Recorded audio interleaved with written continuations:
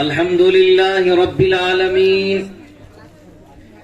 الحمد لله رب العالمين والصلاة والسلام على سيد الأنبياء والمرسلين وعلى آله وأصحابه وسلم تسليما كثيرا كثيرا كثيرا.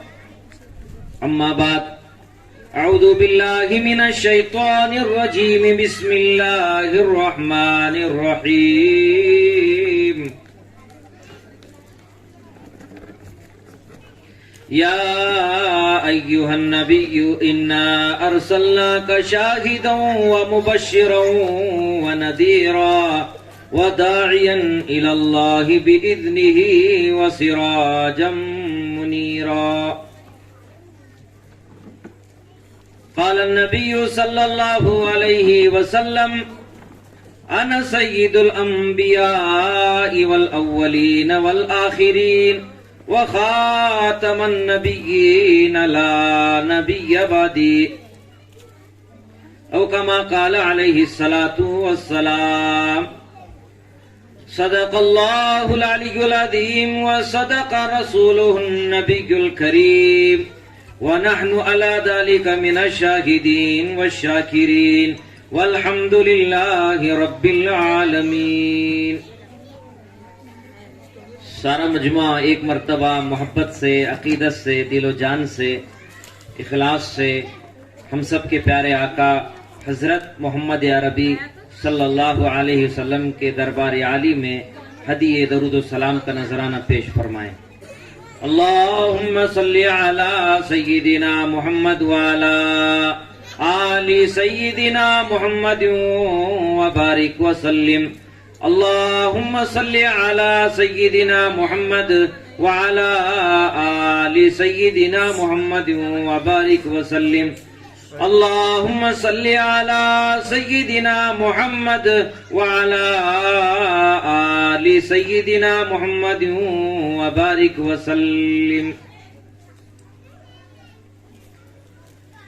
میرے محترم بزرگوں، نوجوان دوستوں اور مدینہ کالونی کے غیور ذمہ داروں اور ہمارے پردہ نشین ماں بہنوں، مدینہ کالونی مکتب کے ہونہار معصوم بچوں اور بچیوں، اس وقت ہم اور آپ ماشاءاللہ آسمان کی چھت کے تلے مدینہ کالونی میں ہمارے پیارے آقا حضرت محمد صلی اللہ علیہ وسلم کی سیرت طیبہ سننے کے لیے بڑے شوق اور جذبے کے ساتھ ہم سب جمع ہیں. اس سے پہلے ہمارے مدینہ کالونی کے مکتب کے بچے اور بچیوں نے، طالب اور طالبات نے بہت سے ہم نعت اور حدیث مبارکہ اور تقریریں بے شمار آپ حضرات کی خدمت میں پیش کیے ہیں. جو کچھ انہوں نے پیش کیا ہے، انہی باتوں پر اگر ہم سب عمل کی نیت کر لیں گے تو ہمارے لیے نجات کے لیے، عمل کرنے کے لیے کافی ہے. پھر بھی ماشاءاللہ میں مدینہ کالونی کے ذمہ داروں کو مبارکبادی دیتے ہوئے کہ اس ماہ مبارک ربیع الاول میں ہمارے پیارے آقا سیدنا مولانا رحمت دو عالم حضرت محمد مصطفیٰ صلی اللہ علیہ وسلم کی سیرت اور آپ کی صورت، آپ کے اخلاق جمیلہ، ان تمام چیزوں پر گفتگو کرنے کے لیے انہوں نے یہ جلسہ منعقد کیا ہے. اس جلسے میں ماشاءاللہ بنیادی طور پر مکتب کے طلباء نے اور طالبات نے بہت سے باتیں آپ حضرات کی خدمت میں پیش کی ہیں.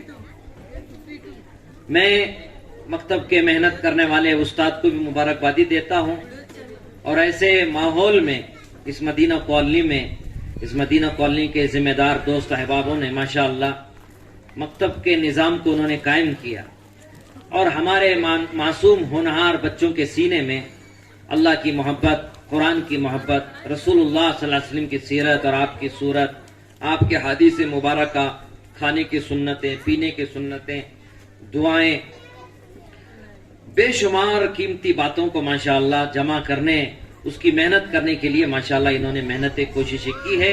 آپ تمام حضرات دعا فرمائیں اور ہم بھی دعا کرتے ہیں کہ اللہ تعالیٰ ذمہ داروں کو، مکتب کے استاد کو اور اس مکتب میں پڑھنے والے بچوں کو، ان بچوں کو بھیجنے والے ماں باپ کو اللہ پاک بہترین بدلہ نصیب فرمائے. اللہ ان کے گھروں میں علماء حفاظ دین کے داعیوں کو پیدا فرمائے. اپنی بات کو شروع کرنے سے پہلے اس وقت کے موجودہ حالات میں یہ مکتب کی جو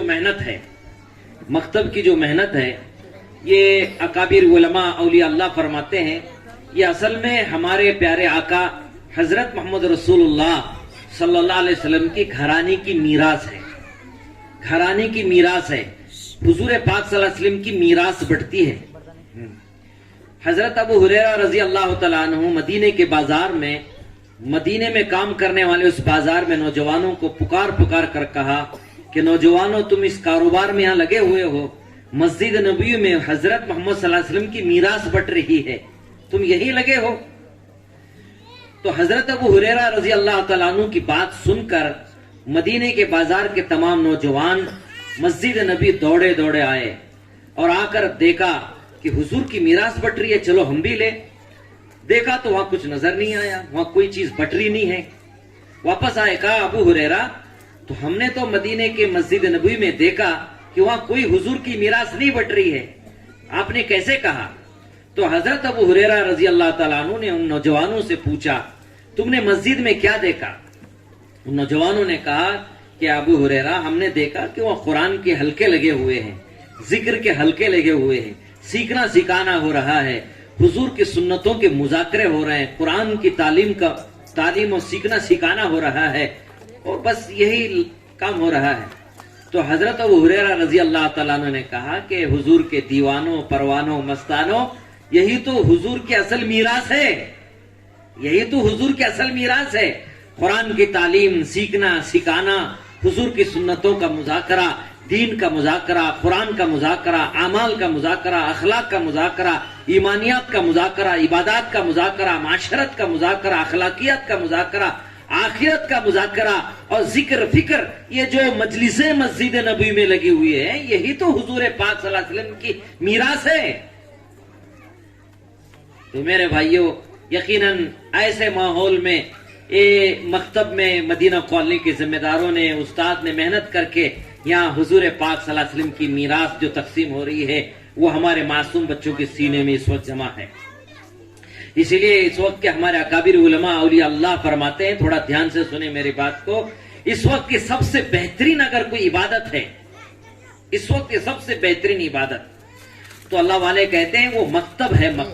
بچوں کو دین کی بنیادی تعلیم سکھانا، حلال و حرام سکھانا، پاکی ناپاکی سکھانا، حضرت محمد صلی اللہ علیہ وسلم کی صورت، حضرت نبی پاک صلی اللہ علیہ وسلم کی سیرت، آپ مکہ کی زندگی کیسی تھی، مدینے کی زندگی کیسی تھی، سفر میں کیسے تھے، حجر میں کیسے تھے، غم میں کیا کرتے، خوشی میں کیا کرتے، گھر میں کیا کرتے، حضور کیسے کھاتے، کیسے پیتے، کیسے سوتے، آپ کی زندگی اور آپ کی سیرت و صورت کو بیان کرنا، یہ اس وقت کی سب سے بہترین عبادت ہے.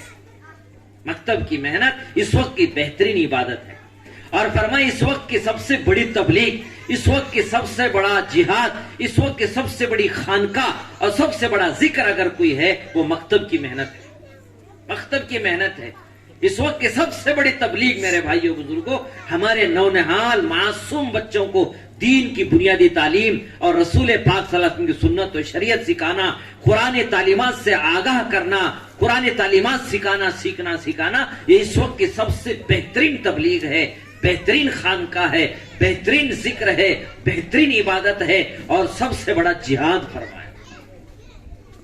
تو اللہ تعالیٰ سے دعا ہے کہ اللہ تعالیٰ اس مکتب کی محنت کو، مکتب کے پڑھنے والے بچوں کو، مکتب میں بھیجنے والے تمام ماں بہنوں کو اور ان کے والدین کو، سرپرستوں کو اللہ بہترین بدلہ نصیب فرمائے. اس وقت سیرت کے عنوان پر لمبی تقریر کرنے کے بجائے، کیونکہ ہماری بھی ایک سیرت کے عنوان پر مجلس لگی ہوئی ہے، مکتب کا عنوان بھی آپ سن چکے، تو رسول پاک صلی اللہ علیہ وسلم کی مجلسیں کیسے ہوتی تھی اور رسول پاک صلی اللہ علیہ وسلم کی مجلسوں میں کن چیزوں کا مذاکرہ ہوتا تھا، ایک واقعہ میں تفصیل سے آپ کے سامنے عرض کر دیتا ہوں. اس سے ہمارے نوجوانوں کو فائدہ ہوگا، ذمہ داروں کو فائدہ ہوگا، بچوں کو بھی فائدہ ہوگا اور خصوصیت کے ساتھ مدینہ کالونی کے جو ہمارے ماں بہنیں خواتین اسلام یہاں جمع ہوئے ہیں اپنے کام کاج کو آگے پیچھے کر کے رسول اللہ صلی اللہ علیہ وسلم کی پیاری اور نورانی باتیں سننے کے لیے، انہیں بھی فائدہ ہوگا. سنیں گے انشاءاللہ. تو آپ اطمینان سے بیٹھیں، شور گل نہ کریں. رسول پاک صلی اللہ علیہ وسلم ایک مرتبہ اپنے ساتھ سیدنا ابوبکر صدیق رضی اللہ تعالیٰ عنہ کو ساتھ لیے. جب جا رہے تھے تو ان کے ساتھ حضرت عمر بھی جڑ گئے کہ یا رسول اللہ میں بھی آپ کے ساتھ آتا ہوں. تو جب حضرت عمر جڑ گئے تو دیکھا کہ حضرت ابوبکر رضی اللہ تعالیٰ عنہ، حضرت عمر رضی اللہ تعالیٰ عنہ حضور کے ساتھ چل رہے ہیں. تو حضرت عثمان غنی رضی اللہ تعالیٰ عنہ کا یا رسول اللہ میں بھی آپ کے ساتھ چلتا ہوں. چلیے. تو رسول پاک صلی اللہ علیہ وسلم نے ان تین صحابہ کے ساتھ مل کر حضرت علی رضی اللہ تعالیٰ عنہ کے گھر تشریف لے گئے. کہاں چلے گئے؟ حضرت علی رضی اللہ تعالیٰ کے گھر تشریف لے گئے. تو حضرت علی رضی اللہ تعالیٰ بڑے خوش ہو گئے کہ میرے گھر مہمان آ گئے. پیارے آقا حضرت محمد صلی اللہ علیہ وسلم آ گئے، آپ کے پیارے ساتھی حضرت ابوبکر صدیق آ گئے، حضرت عمر فاروق آ گئے، حضرت عثمان غنی آ گئے رضی اللہ تعالیٰ اجمعین. بڑے خوش ہوئے. تو اللہ کے رسول صلی اللہ علیہ وسلم کی آمد پر، ان بزرگوں کی آمد پر بڑے خوش ہو کر مہمان نوازی کے لیے گھر گئے. گھر میں اندر گئے، جا کر اپنی بیوی حضرت فاطمہ الزہرا رضی اللہ تعالیٰ عنہ سے کہا کہ یہ مہمان آئے ہیں اور ابا حضور بھی آئے ہیں، حضرت ابوبکر صدیق، حضرت عمر فاروق، حضرت عثمان غنی بھی آئے ہیں. دیکھو جلدی سے جو ہے گھر میں وہ حضور کی خدمت میں پیش کریں. تو مہمانی کے طور پر رسول پاک صاحب خدمت کے اندر گھر میں جو پیالہ تھا، تشت تھا، اس تشت میں فی الفور حضور کی خدمت میں پیش کرنے کے لیے گھر میں تازہ شہد تھا. شہد اس پیالے میں شہد ڈالا اور ڈال کر رسول پاک صلی اللہ علیہ وسلم کی خدمت میں پیش فرمایا. یا رسول اللہ یہ مہمانی ہے اور یہ آپ کی خدمت میں ہے. تو رسول پاک صلی اللہ علیہ وسلم کی خدمت میں اس پیالے میں، اس تشت میں جب شہد ڈالا ہوا جب پیش کیا گیا تو حضور نے جیسے اپنے ہاتھ میں لیا تو رسول اللہ صلی اللہ علیہ وسلم کی نگاہ اس پیالے پر، اس تشت پہ پڑی تو شہد پہ بھی پڑی. اس شہد میں ایک بال پڑا ہوا تھا، وہ شہد میں ایک بال پڑا ہوا تھا. تو رسول اللہ صلی اللہ علیہ وسلم نے شہد کو نوش فرمانے سے پہلے آقا مدنی صلی اللہ علیہ وسلم نے کہا کہ دیکھو یہ بہترین خوبصورت چمکتا ہوا ایک تشت میرے ہاتھ میں ہے، اس میں شہد بھی ہے اور اس میں ایک بال پڑا ہوا ہے. تو اس کے تعلق سے، اس تشت کے تعلق سے، شہد کے تعلق سے، اس بال کے تعلق سے تم کیا کہتے ہو؟ اپنی اپنی رائے بتاؤ.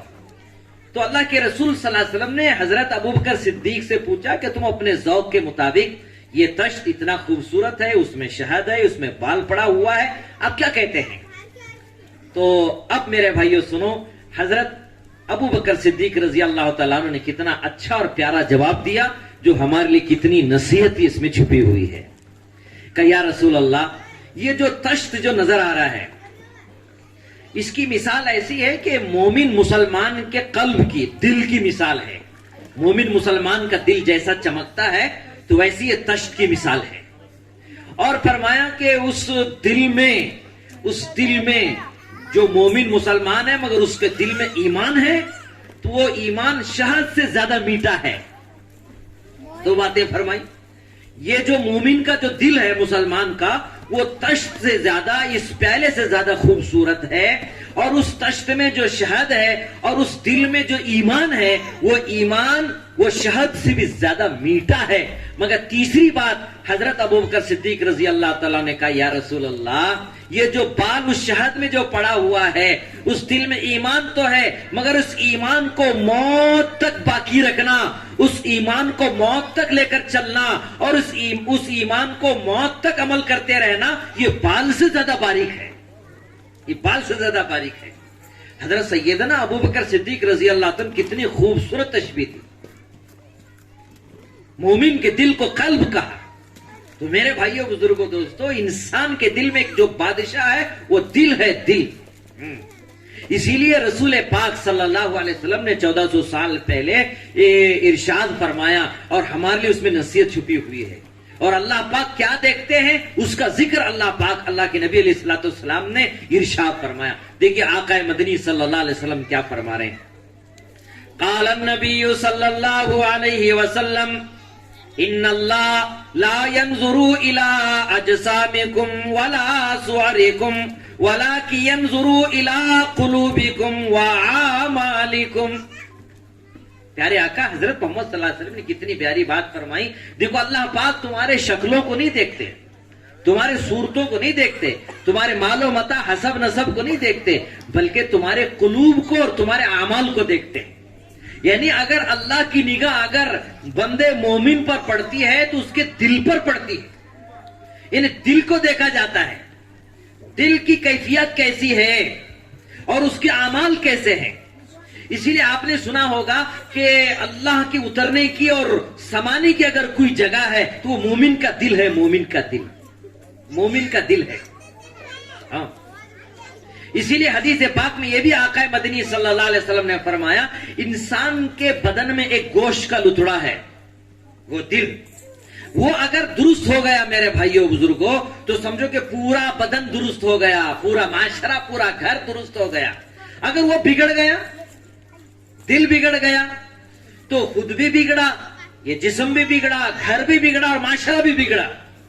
آقا نے فرمایا وَإِذَا صَلُحَ صَلُحَ الْجَسَدُ كُلُّهُ وَإِذَا فَسَدَ فَسَدَ الْجَسَدُ كُلُّهُ أَلَا وَهِيَ الْقَلْبُ. تم جانتے ہو وہ کیا ہے؟ وہ قلب ہے, قلب. کیا ہے بھائی؟ دل. بڑی قوف کے ساتھ مکتب کے اندر تجوید کی محنت کی جاتی ہے, قوف ادا کیا جاتا ہے, کاف ادا کیا جاتا ہے, مخارج سکھائے جاتے ہیں. اگر اس کو صحیح قوف کے ساتھ پڑھیں گے اس کے معنی دل کے آتے ہیں, قلب کے معنی دل کے آتے ہیں. اگر اس کو چھوٹی کاف کے ساتھ پڑھیں گے اس کا معنی بدل جاتا ہے, اس کا معنی بدل جاتا ہے. کیا بدلتا ہے؟ قلب کا, قلب نہیں کا, قلب کا. اب جو ہماری چھوٹی سی بچی ماشاءاللہ اس نے عربی میں جملے سنائے, زبان کو کیا کہتے ہیں, آنکھ کو کیا کہتے ہیں, کان کو کیا کہتے ہیں, ہاتھ کو کیا کہتے ہیں, اس نے سب سنایا. ایسے ہی میرے بھائیوں بزرگوں اگر لفظ قلب بڑے کاف کے ساتھ ادا نہیں کریں گے, چھوٹی کاف کے ساتھ ادا کریں گے, اس کے معنی کتے کے آتے ہیں. قلبن کے معنی کتا, قلبن کے معنی دل. اللہ اکبر. دیکھیے اگر اس کو صحیح ادا نہیں کریں گے تو دل کے معنی نہیں آئیں گے, کتے کے معنی آ جائیں گے. تو اسی لیے اللہ والے اولیاء کرام فرماتے ہیں اگر یہ دل میں اللہ کی معرفت نہیں ہے, اللہ کی محبت نہیں ہے, اس میں تقوی اور پرہیزگاری نہیں ہے, اور میرے بھائیوں اس اللہ کی سچی محبت نہیں ہے, پیارے نبی محمد صلی اللہ علیہ وسلم سچی عقیدت اس کے دل میں نہیں ہے, تو میرے بھائی وہ دل نہیں رہتا, پھر وہ کتا بنا دیتا ہے آدمی کو, وہ کتا بن جاتا ہے. ہاں, تو لہذا میرے بھائیوں بزرگوں اللہ کے نبی علیہ الصلوۃ والسلام نے فرمایا تم جانتے وہ کیا ہے؟ وہ دل ہے میرے بھائیوں. تو اللہ کی نگاہ اگر کسی پہ پڑتی ہے مومن کے بدن پر تو سب سے پہلے دل پہ پڑتی ہے, تو دل کا درست ہونا بہت ضروری ہے. اچھا دل ہے مگر دل میں ایمان ہونا بہت بڑی دولت ہے. کتنے بچوں نے ایمان پر تقریر کی. ہاں, اس دل میں اگر ایمان ہے, پورے کائنات میں سب سے بڑی دولت اگر کسی کو نصیب ہے میرے بھائیوں وہ ایمان کی دولت ہے. سب سے بڑی دولت وہ ایمان کی دولت ہے. اگر کسی کو سب ملا مگر ایمان نہیں ملا اسے کچھ نہیں ملا. ایمان کی دولت اگر کسی کو مل گئی وہ ساری دولت اسے ملی ہے. اسی ایمان کی دولت کی بنیاد پر اللہ پاک اللہ کے نبی علیہ الصلوۃ والسلام فرماتے ہیں یہ زمین, یہ آسمان, یہ چاند, سورج, ستارے, ندی, نالے, ہوا, فضا, یہ دن رات کا جو نظام چل رہا ہے اس ایمان والی کی برکت سے.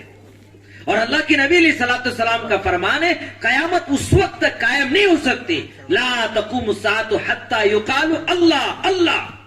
قیامت اس وقت تک قائم نہیں ہو سکتی جب تک کہ دنیا میں ایک بھی اللہ اللہ کہنے والا ایمان والا باقی ہے. اللہ ساتوں زمین ساتوں آسمان کا نظام چلاتے رہیں گے.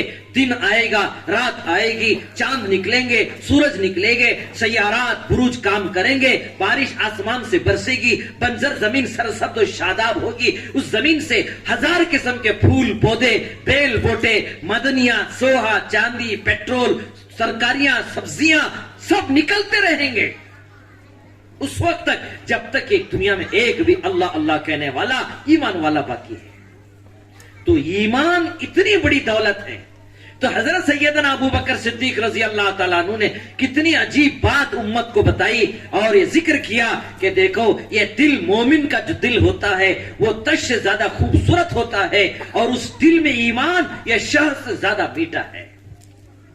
کسی ایمان کی دولت مل گئی، ساری دولت مل گئی۔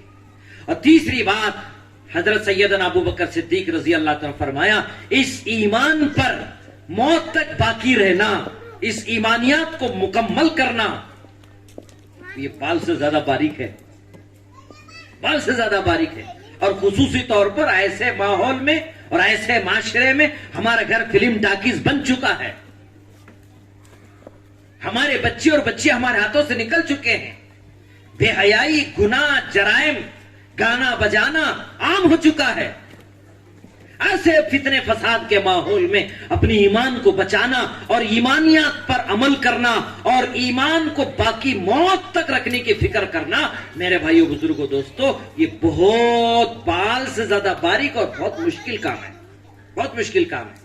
اور آگے یہ بات اللہ والے فرماتے ہیں اور سیدنا ابو بکر صدیق رضی اللہ تعالیٰ عنہ فرماتے ہیں، دیکھو اس ایمان کو باقی رکھنا اور ایمان پر خاتمہ ہونا، ایمان پر خاتمہ، ایمان پر خاتمہ میرے بھائیو اصل خاتمہ ہے۔ اللہ کے رسول صلی اللہ علیہ وسلم کی حدیث ہے، انما الاعمال بالخواتیم، فرمایا اعمال کا دار و مدار، میرے بھائیو اعمال کا دار و مدار خاتمے پر ہے، خاتمے پر۔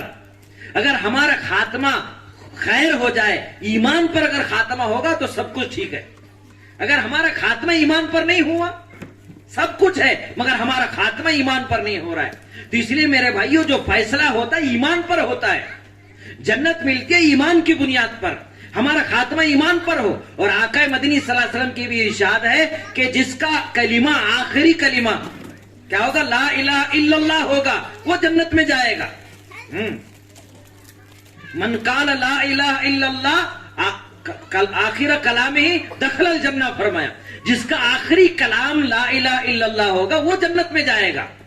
تو میرے بھائیو اعمال پر خاتمہ بالخیر ضروری ہے، ہم اپنے خاتمے کی فکر کریں۔ تو میرے بھائیو، بزرگوں، دوستو، کتابوں میں یہ بات یاد آ گئی، میں عرض کرتا ہوں کہ ایک اللہ والے نے جنت دیکھی، جنت میں ایک دو آدمی نے 300 انبیاء نبی علیہ الصلوۃ والسلام سے ملاقات ہوئی، 300 انبیاء علیہ السلام سے انہوں ملاقات کر کے انہوں نے پوچھا کہ اللہ کے نبیوں، رسولوں، تم دنیا میں تھے، نبوت اور رسالت کا چادر اوڑے ہوئے دین اور دعوت اور تبلیغ کا کام کرتے، تمہیں کس بات کی فکر تھی، کس بات کی فکر تھی؟ تو 300 نبیوں کا بیان سنو۔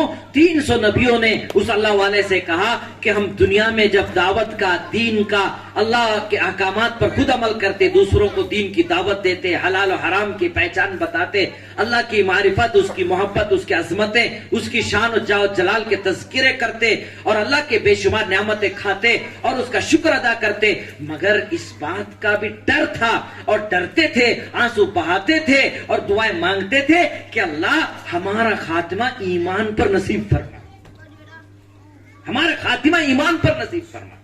کون؟ 300 نبی دعا کر رہے ہیں کہ میرا خاتمہ ایمان پر نصیب ہو۔ تو پتہ یہ چلا میرے بھائیو، اصل خاتمہ ایمان پر ہے، یہ اصل مسئلہ یہ ہے۔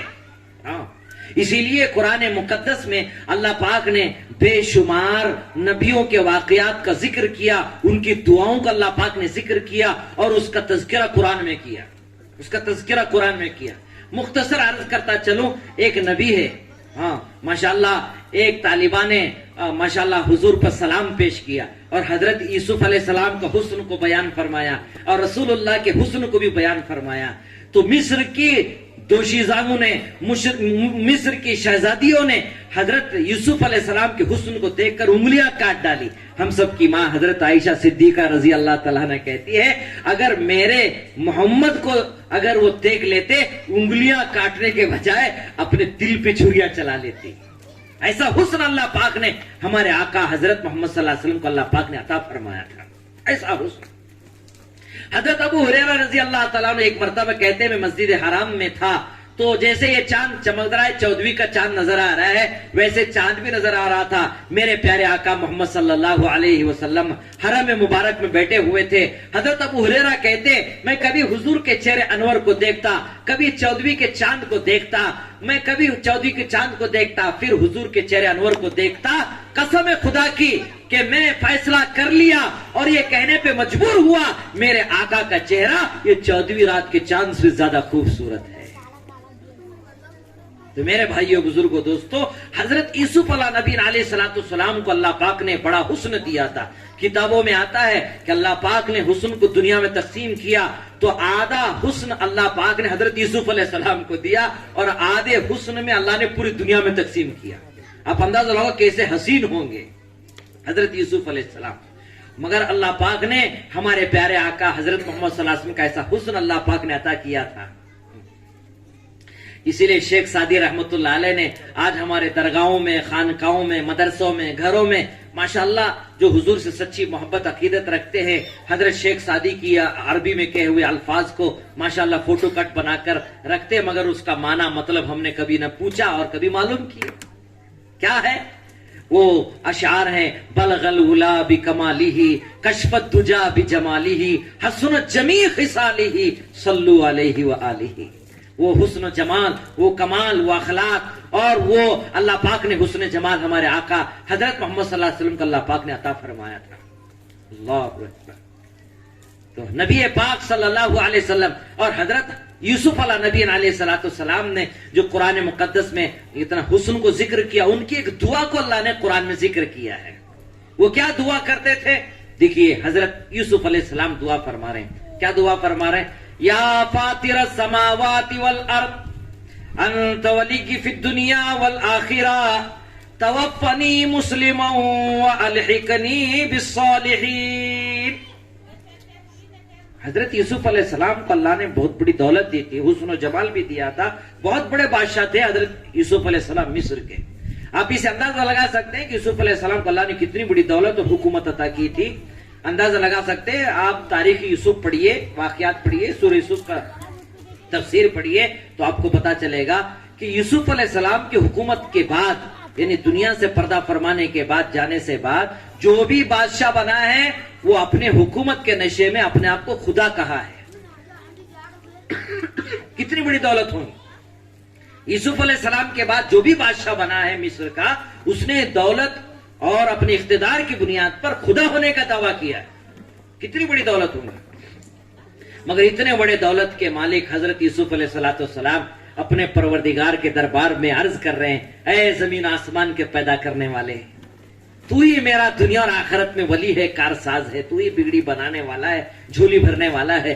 اللہ میں آج ہاتھ پھیلا کر آپ سے بھیک مانگتا ہوں. اتنی بڑی دولت، یہ مانگا نہیں کہ میری دولت باقی رہے، میرا حکومت باقی رہے، میرے نسلوں کے اندر بادشاہت باقی رہے، آرام اور راحت کے نقشے جو تو نے مجھے عطا کیے میرے اعلی اولاد کو عطا فرما. یہ دعا نہیں فرما رہے، یہ دعا نہیں فرما رہے. کیا دعا فرما رہے؟ یا فاطر السماوات والارض انت ولی فی الدنیا والآخرہ، تو ہی دنیا اور آخرت میں میرا کارساز ہے، میرا ولی ہے. اللہ میں تجھ سے بھیک مانگتا ہوں، یہ دعا مانگتا ہوں، توفنی مسلما. اللہ مجھے موت دے تو اسلام کی حالت میں موت دے، ایمان کی حالت میں موت دے. کتنی بڑی دعا. اتنی بڑی دولت کے مالک، اتنے بڑے نبی ہونے کے باوجود اللہ رب العالمین سے دعا مانگ رہے کہ اللہ میرا خاتمہ ایمان پر نصیب کر، اور میرے مرنے کے بعد میرے جو اکابر ہیں، میرے جو صالحین اکابر علماء اولیاء اللہ انبیاء علیہ السلام ہیں، سیدنا ابراہیم علیہ السلام، یعقوب علیہ السلام، اسحاق علیہ السلام، ان کے قدموں میں مجھے آرام کرنے کی توفیق عطا فرما. توفنی مسلما والحقنی بالصالحین. تو اس سے پتا چلا میرے بھائیوں ایمان کتنی بڑی دولت ہے. اتنی بڑی دولت ملنے کے باوجود حضرت یوسف علیہ السلام ایمان کی خاتمے کی دعا مانگ رہے ہیں. آپ نے قصہ سنا ہوگا، یعقوب علیہ السلام کے بیٹے ہیں حضرت یوسف علیہ السلام. ان کی جدائی ہوئی، 11 بیٹے تھے، 12 بیٹے تھے. یوسف علیہ السلام سے بڑی محبت عقیدت تھی ان کے ابا کی، یعقوب علیہ السلام کی. بھائیوں کو برداشت نہیں ہوا، انہوں نے بیچ دیا، غلام بنا دیا، مصر میں بیچے گئے، مصر میں بیچے گئے. مگر یوسف علیہ السلام کی جدائیگی میں حضرت یعقوب علیہ السلام روئے ہیں تو رونے کی وجہ سے آنکھ کی روشنی چلی گئی. کتنے دن روئے؟ 1-2 دن نہیں بلکہ 40 سال روئے. 40 سال کے بعد ان کے بیٹوں نے آ کر بتایا کہ ابا جی یوسف ابھی زندہ ہے، یوسف ابھی زندہ ہے. تو ابا بڑے خوش ہوئے، ابھی یوسف زندہ ہے. اور حضرت یوسف علیہ السلام نے، یعقوب علیہ السلام نے اپنے بچوں سے پوچھا میرے بیٹے یوسف کا کیا حال ہے، کیا حال ہے.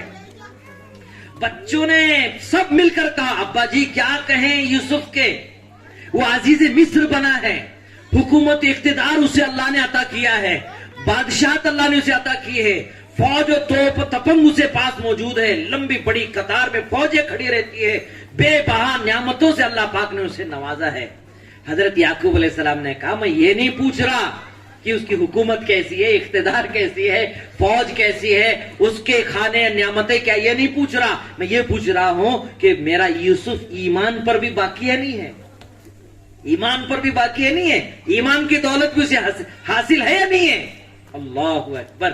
اتنی محبت کرنے والے 40 سال کے بعد یوسف کی ملاقات ہو رہی ہے اور یوسف کا حال احوال حضرت یعقوب علیہ السلام کی خدمت میں پیش کیا جا رہا ہے، مگر حضرت یعقوب علیہ السلام کس چیز کی بات کر رہے ہیں؟ ایمان پر بھی باقی ہے نہیں ہے۔ تو اس سے پتا چلا حضرت انبیاء نبی علیہ السلام کی سب سے بڑی محنت، سب سے بڑی فکر یہ ہوتی تھی، دکان مکان کاروبار آرام راحت کے نقشے جمانی کی فکر نہیں ہوتی تھی، بلکہ حضرات انبیاء نبی علیہ السلام کی فکر ہوتی کہ ایمان بھی باقی ہے نہیں ہے، ایمان کی فکر ہوتی۔ اور میرے بھائیو، اللہ پاک نے قرآن میں انہی انبیاء نبی علیہ السلام کا تذکرہ کرتے ہوئے ذکر کیا ہے۔ کبھی قرآن پاک اٹھا کر دیکھو، اس میں اللہ کے نبی علیہ السلام نے اپنے بچوں کو نصیحت کر رہے، صرف نصیحت نہیں بلکہ وصیت کر رہے۔ کیا وصیت کر رہے ہیں؟ دیکھیے قرآن میں اللہ پاک نے ان کی وصیت کو اللہ نے ایسا انداز میں ذکر کیا، وہ اتنا پسند آ گیا، اس کو اللہ نے قرآن کا جز بنا دیا۔ کیا ذکر کیا؟ اللہ تعالیٰ کہتے ہیں وَوَصَّى بِهَا إِبْرَاهِيمُ وَبَنِيهِ يَعْقُوبُ، سنیے، وَوَصَّى بِهَا إِبْرَاهِيمُ وَبَنِيهِ يَعْقُوبُ يَا بَنِيَّ إِنَّ اللَّهَ اصْطَفَى لَكُمُ الدِّينَ فَلَا تَمُوتُنَّ إِلَّا وَأَنْتُمْ مُسْلِمُونَ۔ ابراہیم علیہ السلام نے، یعقوب علیہ السلام نے دنیا سے جانے کا آخری وقت ہے، جمع کیا۔ بچوں نے سمجھا کہ ابا کا آخری وقت ہے، کوئی گھر کے تعلق سے، حکومت کے تعلق سے، اقتدار کے تعلق سے، کوئی کھانے پینے کے تعلق سے، لینے دانے کے تعلق سے کوئی وصیت کرتے ہوں گے۔ جمع کیا یعقوب علیہ السلام نے اپنے بچوں کو، اور ابراہیم علیہ السلام نے اپنے بچوں کو جمع کیا، اور جمع کر کے کیا وصیت کر رہے ہیں؟ دیکھو ہم تمہیں وصیت کرتے ہیں، وصّى بِهَا إِبْرَاهِيمُ وَبَنِي يَعْقُوبُ یا بنی، اے میرے بچوں، اے میرے بیٹو، اللہ نے تمہیں دین اسلام عطا کیا ہے، دین اسلام چن کر اللہ نے آپ کو دیا ہے، ہم تمہیں وصیت کرتے ہیں، دیکھو تمہارا جینا، تمہارا مرنا اسلام پر ہو، ایمان پر ہو۔ فَلَا تَمُوتُنَّ إِلَّا وَأَنْتُمْ مُسْلِمُونَ، تمہارا جینا مرنا، دیکھو ہم وصیت کرتے ہیں تمہارا جینا، تمہارا مرنا اسلام پر، ایمان پر ہونا چاہیے۔ اب اندازہ لگائیے، بات لمبی ہو جائے گی اگر اس پر ہم گفتگو کریں گے۔ کیا نبی کے بیٹے کیا ایمان اور اسلام سے دور ہو سکتے ہیں؟ یہ سوال پیدا ہو سکتا ہے۔ اور نبی ہو کر اپنی اولاد بھی نبی ہو، دادا بھی نبی، بیٹا بھی نبی، پوتا بھی نبی، پر پوتا بھی نبی۔ ابراہیم علیہ السلام کے بیٹے اسحاق علیہ السلام، اسحاق علیہ السلام کے بیٹے یوسف علیہ السلام، یعقوب علیہ السلام، اور یعقوب علیہ السلام کے بیٹے یوسف علیہ السلام، سب سے قریب اور سب سے معزز گھرانہ، جن کے دادا نبی ہو، بیٹا نبی ہو، پوتا نبی ہو، پر پوتا نبی ہو، مگر فکر کس بات کی ہو رہی ہے؟ فکر ہو رہی ایمان کی، اسلام پر مر مٹنے کی، اسلام پر جینے مرنے کی، اور وصیت کر رہے، دیکھو ہم تمہیں وصیت کرتے ہیں اسلام دین پہ باقی رہنا۔ تو میرے بھائیوں، بزرگوں، دوستوں اور معزز خواتین، اس بات کا پتہ چلا کہ ایمان بہت بڑی دولت ہے، مگر اس ایمان کو بچا کر لے جانا یہ بہت بڑی دولت ہے۔ اسی لیے حضرت ابو بکر صدیق رضی اللہ تعالیٰ نے کہا کہ دیکھو مسلمان کا، مومن کا جو دل ہے وہ تش سے زیادہ خوبصورت ہے، یہ شہد جو مومن کے دل میں جو ایمان ہے یہ شہد سے زیادہ میٹھا ہے، مگر اس شہد میں جو بال پڑا ہے اس ایمان کو لے کر زندگی بھر موت تک سنبھال کے رکھنا اور اس پر چلنا بال سے زیادہ باریک ہے۔ یاد ہو گیا؟ اب وہ پیالہ حضرت عمر رضی اللہ عنہ کی خدمت میں آیا، کیا عمر تم کہو کیا کہتے ہو؟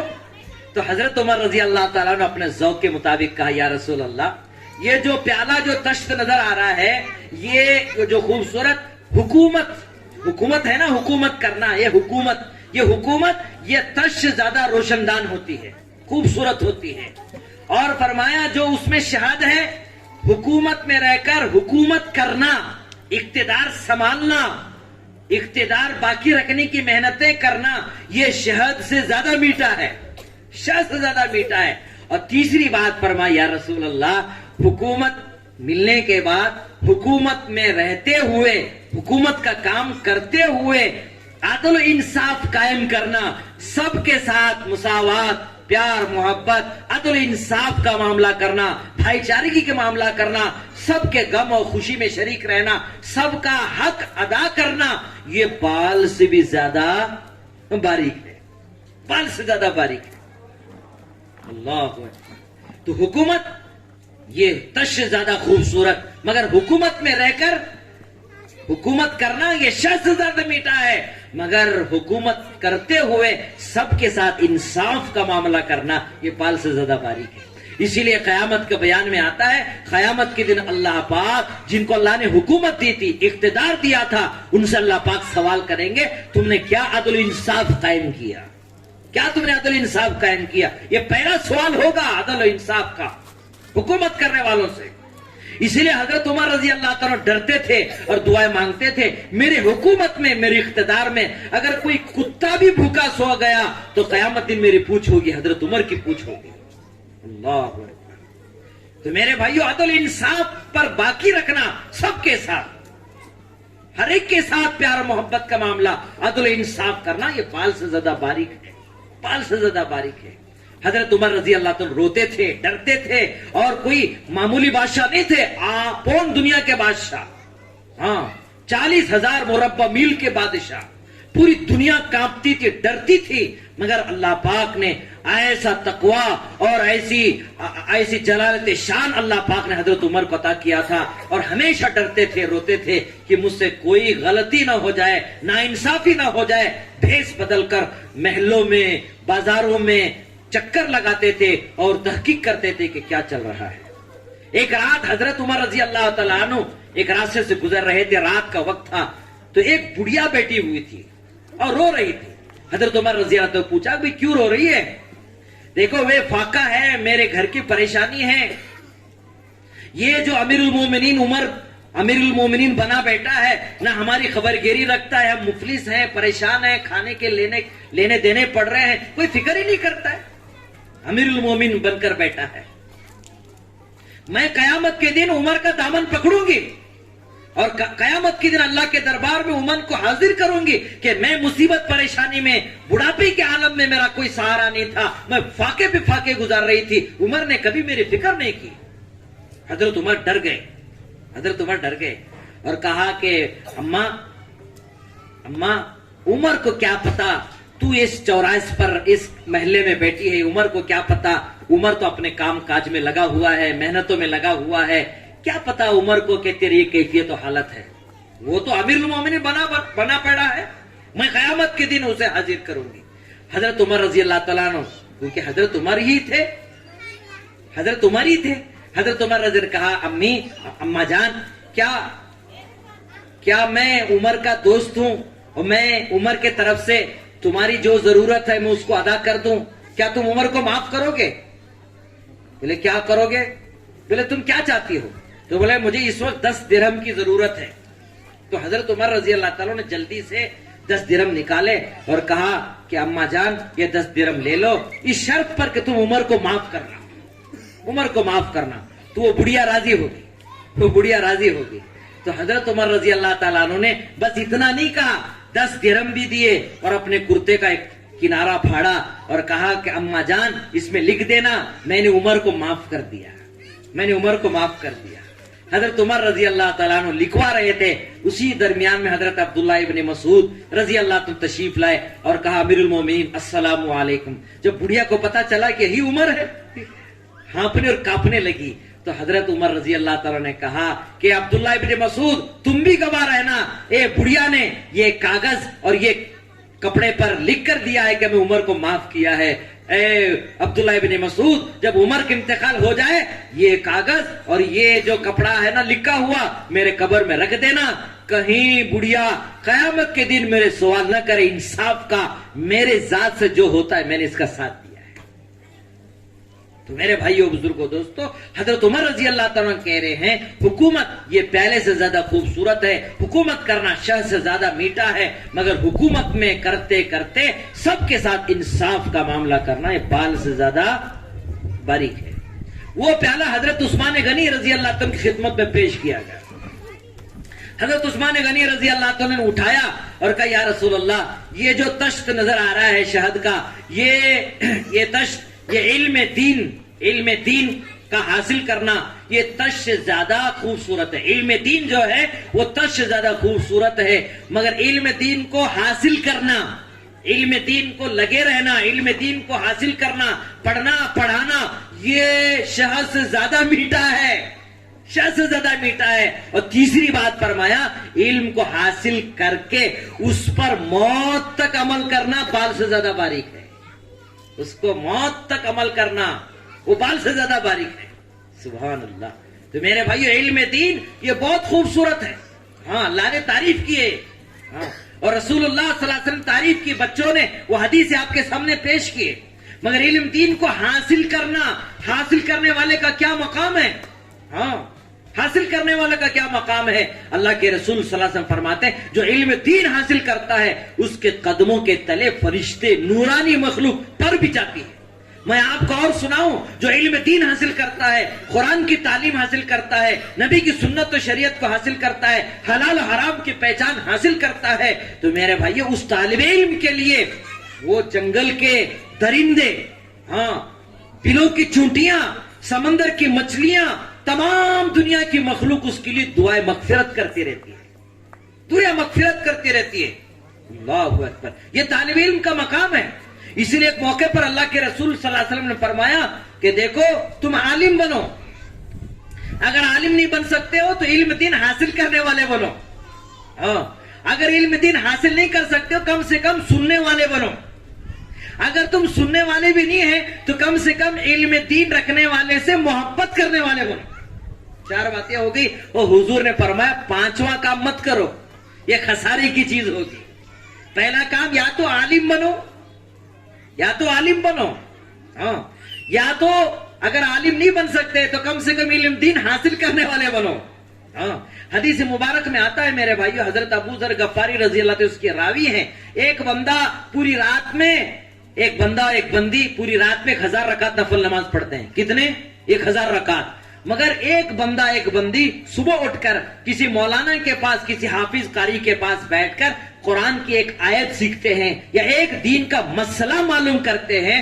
1000 رکعت نفل نماز پڑھنے کا جو ثواب ہے اللہ پاک اس امت کو صرف ایک مسئلہ اور قرآن کی ایک آیت سیکھنے پہ اللہ پاک عطا فرما رہے ہیں. کتنا بڑا ثواب.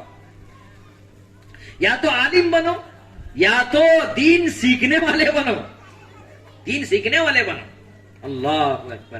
میں آپ کو کیا سناؤں میرے بھائیوں بزرگوں، رسول پاک صاحب فرمایا کم سے کم نہ سن سکے تو کم سے کم علم دین کی حاصل کیے ہوئے لوگوں سے محبت کرنے والے بنو. ہاں آج میرے بھائیوں گھروں میں جو حافظ ہوتے ہیں، عالم ہوتے ہیں، گھر کے ماں باپ ہی ان سے محبت نہیں کرتے، اس عظمت کے ساتھ نہیں بلاتے. میرے بھائیوں وہ گھر کتنا خوش نصیب گھر ہے جس گھر میں عالم اور حافظ ہے. اور رسول اللہ صلی اللہ علیہ وسلم نے مثال دی، دیکھو آسمان میں ایک چاند ہے، ایک سورج ہے، وہی چاند سورج تمہارے گھر میں ہوگا تو کتنی روشنی ہوگی. اب بتائیے کتنی روشنی ہوگی. اللہ کے رسول نے مثال دی. اللہ اکبر. ہم ایک بہترین تاریخ رکھتے ہیں، ہم ایک بہترین شاندار ماضی رکھتے ہیں، مگر میرے بھائیوں آج ہمارے گھر میں ڈاکٹر ہیں، انجینئر ہے، پروفیسر ہے. لوگ کہتے ہیں ماشاءاللہ فلاں فلاں فلاں لسٹ گنا دیتے ہیں. کسی گھر سے مدینہ کالونی میں کتنے بچیاں عالمہ ہیں، کتنے بچے حافظ ہیں؟ تو میرے بھائیوں اس کی بھی تو لسٹ ہونی چاہیے. مسلمانوں کی بہترین تاریخ ہے. کبھی آپ کو بغداد جانا پڑے، کبھی آپ کو موقع ملے تو تاریخ بغداد پڑھو. بغداد کے بادشاہ نے ارادہ کیا کہ میرا لڑکا جوان ہوا ہے، میں اپنے لڑکے کو نکاح کرنا چاہتا ہوں، تو بہتر ہے کہ ہم کن سے نکاح کروائیں اپنے بیٹی کے لیے، اپنے بیٹے کے لیے. تو وہ جو موجودہ درباری علماء تھے انہوں نے رائے دی کہ آپ اپنے بیٹے کو کسی عالمہ سے نکاح کرا دیجئے، کسی حافظہ سے نکاح کرا دیجئے، جو قرآن کی حافظہ ہو اس سے نکاح کرا دیجئے.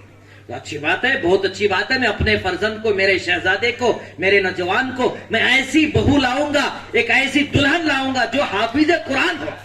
مدینہ کالونی میں کتنے حافظ ہیں؟ آپ کے باقلکوٹ شہر میں کتنے حافظ ہیں قرآن کے؟ بہت مشکل سے 1-2 بھی ملتے، نہیں ملتے معلوم نہیں، 1-2 ملتے ہوں گے. بغداد شہر کے اندر جب علماء نے کہا تو اس وقت کے بادشاہ نے کہا ٹھیک ہے میں اپنے لڑکے کا نکاح ایک حافظہ سے کروں گا. اب کس گھر میں حافظہ ہے کیسے پتا چلے؟ تو حافظوں کی بڑی تعداد تھی. تو علماء نے رائے مشورہ دی کہ حضرت ایک کام کریں گے, بغداد شہر میں اعلان نکال دو جن گھروں کے اندر بچی حافظہ ہے وہ اپنے گھر کے سامنے دہلیز پر چراغ لگائے گی. میرے ماں بہنوں سے درخواست ہے یہ واقعہ غور سے سنیں. وہ اپنے دہلیز پر چراغ لگائے تو ہم اندازہ لگائیں گے کتنے گھروں میں حافظہ ہیں, تو اس پر پھر انشاءاللہ تحقیق کی جائے گی. پھر اپنے بچے کے لیے ہم دلہن بنائیں گے, حافظہ کو اپنے بہو بنائیں گے. جب یہ اعلان نکلا بغداد شہر کے اندر جن گھروں کے اندر جن کی بچیاں حافظہ ہیں وہ اپنے گھر مغرب کے بعد یا عشاء کے بعد چراغ جلا دیں کہ میرے گھر میں حافظہ, یہ علامت ہوگی. اور بادشاہ اپنے فوج کے ساتھ اپنے ذمہ داروں کے ساتھ بغداد سٹی اور بغداد شہر میں دیکھنے کے لیے نکلا. میرے بھائیوں تاریخ بغداد اس بات کی گواہ ہے, تاریخ بغداد کا ہر ورگ اس بات پہ گواہ ہے. بادشاہ بغداد سٹی کے محلے محلے میں دیکھا ہر گھر کے دہلیز پر چراغ لگا ہوا تھا, ہر گھر کے دہلیز پر چراغ لگا ہوا تھا. کیا مطلب؟ بغداد کے ہر گھر کے ہر مسلمان کے گھر میں ہر بچی حافظ قرآن تھی, حافظ قرآن. بادشاہ بڑا خوش ہوا. بغداد شہر کا کوئی گھر ایسا نہیں ہے جس گھر کے اندر گھر کے سامنے چراغ نہ جل رہا ہو. اللہ کا شکر ادا کیا. پھر علماء سے مشورہ کیا کیا کریں, ہر گھر کے اندر بغداد کے ہر گھر میں حافظہ ہے. تو اس وقت جو حدیث کا درس ہوتا تھا ہمارے بچوں نے حدیث کے نام گرائے, بخاری, مسلم, ترمذی, نسائی, ابو داؤد, ابن ماجہ, موطا امام مالک, یہ حدیث کی کتابیں. اسی لیے میں نوجوانوں سے ذمہ داروں سے یہ کہا کرتا ہوں مرنے سے پہلے جن حدیثوں کو تم نے نام سنا ہے اسے دیکھ کر مرنے والے بنو, کم سے کم ہاتھ لگاؤ. کبھی مدرسہ بڑگی مدرسہ آؤ, دارالعلوم طیبہ جاؤ, کبھی کہیں جاؤ تو کسی مدرسے کی زیارت کرو, وہاں کے محتمم صاحب سے کہو کہ مولانا میں آپ کے مدرسہ اس لیے آیا ہوں, مجھے بخاری شریف دکھا دو, مسلم شریف دکھا دو, مجھے ابو داؤد شریف دکھا دو, مجھے موطا امام مالک دکھا دو, مجھے موطا امام محمد دکھا دو, مجھے نسائی شریف دکھا دو, مجھے یہ حدیث کی کتابیں سیاستہ ان کو دکھاؤ, کم سے کم دیکھ کر مروں. دیکھیں گے انشاءاللہ, کبھی حاضر ہوں گے. ہاں تو علماء نے کہا کہ بادشاہ سلامت آپ ایسا اعلان نکال دیجئے جس گھر کے اندر حافظہ تو بغداد کے ہر گھر میں ہے. اس وقت موطا امام مالک کی حدیث کی کتاب ہے, اس کی حافظہ جو ہوں گے وہ اپنے گھر میں چراغ لگائیں. دوسرے دن اعلان نکلا. دوسرے دن میرے بھائیوں بزرگوں دوستوں وقت کا بادشاہ, بغداد کا بادشاہ, وقت کا بادشاہ اپنے شہزادی کے لیے دلہن تلاش کرنے کے لیے, بہو تلاش کرنے کے لیے جو موطا امام مالک کی حافظہ ہو, حدیث کی حافظہ ہو, وہ دیکھنے کے لیے جب بغداد سٹی جب نکلا ہے. کتاب تاریخ بغداد اس بات پہ گواہ ہے میرے بھائیوں آدھے سے زیادہ بغداد کے گھروں کے اندر چراغ جل رہا تھا. کیا مطلب؟ بچے حافظہ بھی تھی اور حدیث کی حافظہ بھی تھی. اللہ اکبر. جتنے ہمارے ماں بہنیں یہاں مدینہ کالونی میں بیٹھے ہیں حضور کی سیرت سننے کے لیے, کتنے حدیثیں یاد ہیں ہمیں, کتنے حدیثیں یاد ہیں؟ امی عائشہ کا نام تو یاد ہے. امی عائشہ کتنے حدیثیں امت کو بیان کی, 2000 حدیثوں کے حافظہ تھی حضرت امی عائشہ. بڑے بڑے علماء, بڑے بڑے صحابہ, اکابر صحابہ کوئی مسئلہ اگر پوچھنے کے لیے آتے تو حضرت عائشہ کے پاس آتے. اور اللہ پاک نے دین کا آدھا علم امی عائشہ کو اللہ پاک نے عطا کیا تھا. آج ہمارے جتنے ماں بہنیں یہاں جمع ہوئے ہیں کتنے حدیثیں یاد ہیں, کتنے دن کے مسئلے معلوم ہیں؟ کوئی مسئلہ معلوم ہے؟ میرے بھائیوں ہمارے ماں بہنوں کو ہمارے دادی اماں, ہمارے نانی اور ہمارے جو بڑی آپا لوگ جو جمع ہیں انہیں منڈ مسئلے تو معلوم ہے مگر حدیث کوئی مسئلہ معلوم نہیں. ہاں سفر کے مہینے میں منہ نہیں دیکھنا, جانے والے دلہن کے بکس کو تالا نہیں لگانا, گوشت لے کر آئے تو لیمبو اور کولسا رکھ لے کر آنا, کالا کتا آڑ آ گئے تو مسئلہ بگڑ جاتا, بلی آڑے آئے تو مسئلہ بگڑ جاتی, دروازہ نہیں بجانا, ڈیریج پہ نہیں بیٹھنا, چکی پہ بیٹھ پہ کھانا نہیں کھانا. ہاں یہ سب مسئلے معلوم ہیں مگر دین کا, قرآن کا, شریعت کا, پاکی ناپاکی کا مسئلہ معلوم نہیں, حدیث معلوم نہیں, حدیث معلوم نہیں. امی عائشہ رضی اللہ تعالیٰ عنہ کو 2000 حدیثیں نقل کی, 2000 حدیث کے راوی ہے حضرت امی عائشہ رضی اللہ تعالیٰ. اللہ اکبر. تو میرے بھائیوں بزرگوں دوستوں، پورے بغداد شہر کے اندر حافظ قرآن سے اور موطا امام مالک کے حافظہ تھے. آج مدینہ کالونی میں یہ سیرت کا جلسہ ہم قائم کیے ہیں، اسے کامیاب بنانا چاہتے ہیں. جتنے ہمارے ماں بہنیں خواتین اسلام جمع ہوئے ہیں، جتنے نوجوان دوست بھائی ذمہ دار جمع ہوئے ہیں، سب نیت کرو انشاءاللہ ہم اپنے بچوں کو حافظ قرآن بنائیں گے، اپنے بچوں کو حافظ قرآن بنائیں گے، حافظہ بنائیں گے.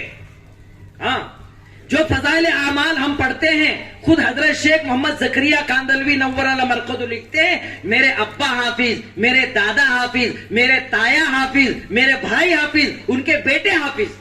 اللہ اکبر. ان کی امی حافظہ. 7 سال کی عمر میں حضرت مولانا محمد زکریا کاندلوی رحمۃ اللہ علیہ حافظ قرآن بن گئے.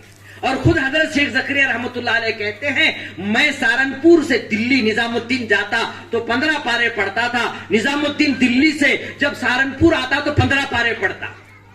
یہ جتنے ماں بہنیں جمع ہوئے فضائل اعمال میں لکھا ہوا ہے. حضرت شیخ زکریا رحمۃ اللہ علیہ کہتے ہیں، میرے گھر کی عورتیں میرے بھائیوں، حضرت شیخ لکھتے ہیں، میرے گھر کی عورتیں اپنے گھر کے کام کاج پورا کر کے دن میں 13 سے 14 پارے قرآن کی تلاوت کرتے ہیں. دن سے 13 سے 14 پارے قرآن کی تلاوت کرتے ہیں. میں آخری میں آپ سے سوال کرتا ہوں، مدینہ کالونی میں جتنے ماں بہنیں ہیں، نوجوان بھائی بہن بیٹے ہیں، یا قرآن پڑھنے والے زیادہ ہیں یا قرآن نہیں پڑھنے والے زیادہ ہیں؟ بتائیے، قرآن پڑھنے والے زیادہ ہیں یا قرآن نہیں پڑھنے والے زیادہ ہیں؟ قرآن نہیں پڑھنے والوں کی تعداد آپ کو زیادہ ملے گی. نماز پڑھنے والے زیادہ ہیں، نماز نہیں پڑھنے والے زیادہ ہیں؟ نماز نہیں پڑھنے والے زیادہ ہیں. حضور کی سنت و شریعت پر عمل کرنے والے زیادہ ہیں یا حضور کی سنت و شریعت کو چھوڑ کر من چاہی زندگی گزارنے والے زیادہ ہیں؟ اگر یہ نہیں سمجھ میں آ رہا ہے تو دوسرا سوال کرتا ہوں، ٹوپی پہن کر چلنے والے زیادہ ہیں یا بغیر ٹوپی کے چلنے والے زیادہ ہیں؟ آپ اندازہ لگائیے، بغیر ٹوپی کے، بغیر سنت کے اوقات گزاری کرنے والے زیادہ آپ کو ملیں گے. قرآن پڑھنے والے کم ملیں گے، نماز پڑھنے والے کم ملیں گے. ہاں، لہذا میرے بھائیوں بزرگوں دوستو، نبی پاک صلی اللہ علیہ وسلم کی سنت و شریعت کو اپنانا، علم دین سیکھنا، یہ شاہ سے زیادہ میٹھا ہے. جنگل کے جانور آپ کے لیے دعا کرتے ہیں. اسی لیے رسول پاک صلی اللہ علیہ وسلم نے کیا فرمایا؟ آقا مدنی صلی اللہ علیہ وسلم فرماتے ہیں، خیرکم من تعلم القرآن وعلمہ، تمہیں سب سے بہتر وہ انسان ہے، وہ اللہ کا بندہ اور بندی ہے جو قرآن کو سیکھے دوسروں کو سکھائے. قرآن کو سیکھو دوسروں کو سکھائے، وہ سب سے بہتر آدمی فرمایا. آج ہم کسے بہتر سمجھتے ہیں؟ جس کے پاس اچھا دکان ہو، مکان ہو، کاروبار ہو، تجارت ہو، سونا چاندی ہو، بینک بیلنس ہو، بچے نوکری کر رہے ہو، کھیتی باڑی ہو، اس کو ہم بہتر سمجھ رہے ہیں. اچھے کپڑے، اچھی سواری، اچھا مکان، اچھا دکان، یہ وقتی چیز ہے. یہ 4 دن کی چاندنی ہے میرے بھائیوں، 4 دن کی چاندنی ہے یہ. ہاں، اللہ کے رسول صلی اللہ علیہ وسلم بہتر فرمایا، وہ آدمی بہتر ہے میرے امت کا جو قرآن کو سیکھے دوسروں کو سکھائے. تو یہ سارا مدینہ کالونی کے جتنے احباب ذمہ دار یہاں بیٹھے ہوئے، ماں بہنیں جو حاضر ہوئے، سب نیت کرو انشاءاللہ ہم روزانہ قرآن کی تلاوت کریں گے. امی عائشہ رضی اللہ تعالیٰ عنہ سے پوچھا گیا، یا امی حضور صلی اللہ علیہ وسلم کی سیرت بیان کرو، حضور صلی اللہ علیہ وسلم کی سیرت بیان کرو. تو امی عائشہ نے کیا کہا؟ اے حضور کی دیوانوں، پروانوں، مستانوں، کیا تم نے قرآن نہیں پڑھا؟ کیا تم نے قرآن نہیں پڑھا؟ پورا قرآن حضور کی سیرت ہے. پورا قرآن میں اللہ نے حضور کے اخلاق بیان فرمائے، ان کی حمد اللہ تعالیٰ نے قرآن میں ذکر فرمایا. کتنے پیارے انداز میں دیکھیں اللہ تعالیٰ نے قرآن میں حضور کی کیسی تعریف، کیسے اخلاق اللہ تعالیٰ نے بیان فرمائے. دیکھیں اللہ تعالیٰ کہہ رہے، یا ایھا النبی انا ارسلناک شاہدا ومبشرا ونذیرا وداعیا الی اللہ باذنہ وسراجا منیرا.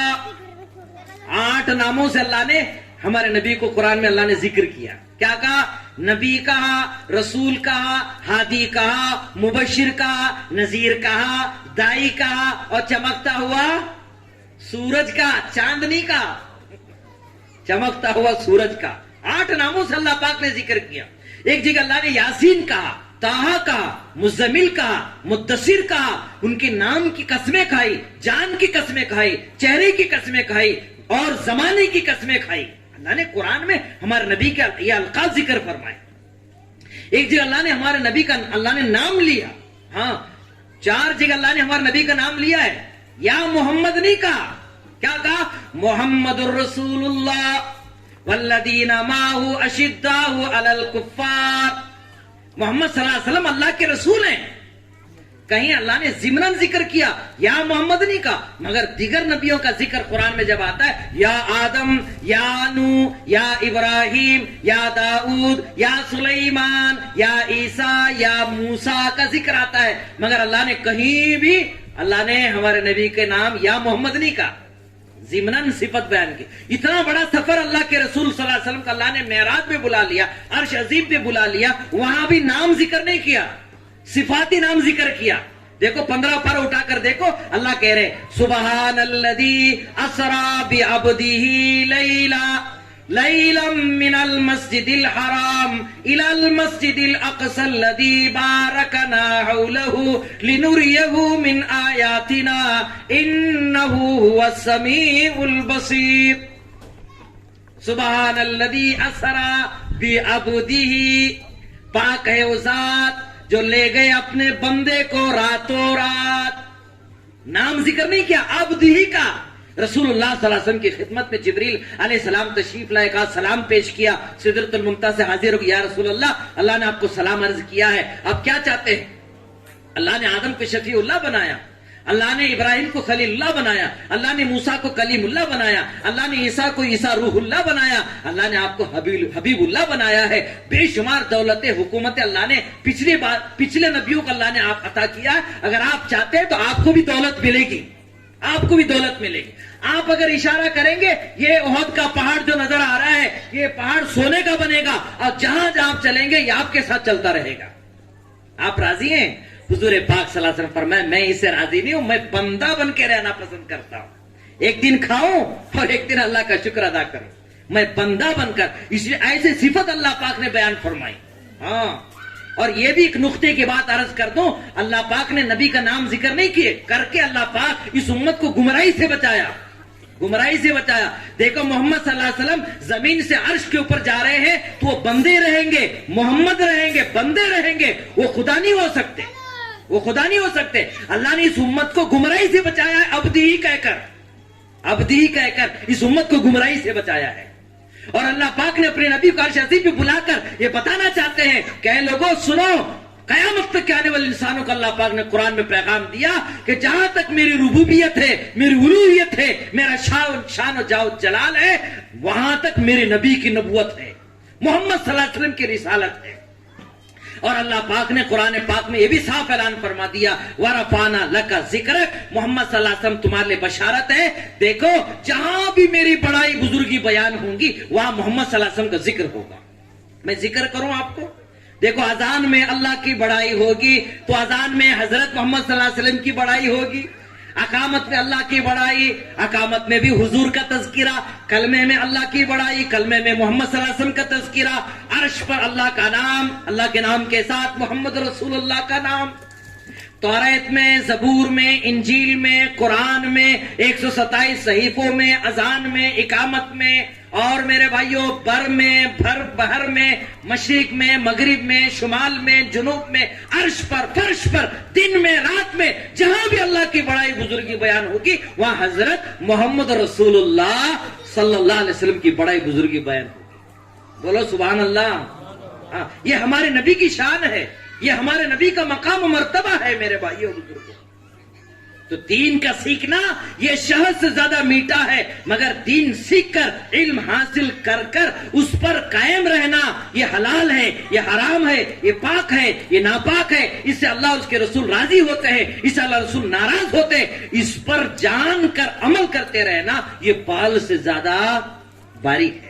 اسی لیے حکیم الامت مولانا اشرف علی تھانوی نور اللہ مرقدو فرماتے ہیں علم وہی ہے جو تم نے عمل کیا, علم وہی ہے جو تم نے عمل کیا.